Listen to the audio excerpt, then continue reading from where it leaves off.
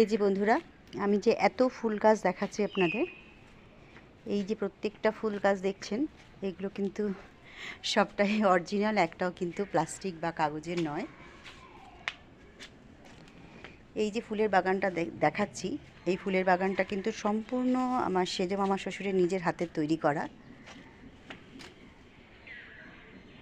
শুধু এখানে না, তিনতলাতেও বাগান করেছেন উনি, কিন্তু তিনতলা আমি আর যাচ্ছি না, দোতলাতেই ভিডিওটা করছি আর আপনাদের সাথে শেয়ার করলাম। প্রতি বছরই উনি এরকমই ফুলের বাগান করেন, আর এতটাই সুন্দর হয় যে প্রত্যেকটা মানুষ আসে এখানে অনেকে ভিডিও করে নিয়ে যায়, আর প্রত্যেকে আসে ওনার এই ফুলের বাগান দেখতে।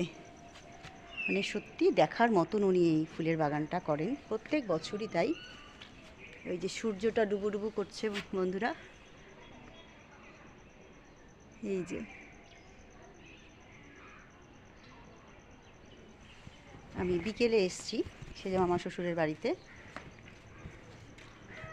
অসাধারণ উনি ফুলের বাগানটা, এই যে শুধু মুখে বলবো না, মানে যার কথা বলছি দেখুন উনিও সামনেই আছেন, দেখিয়ে দিচ্ছি।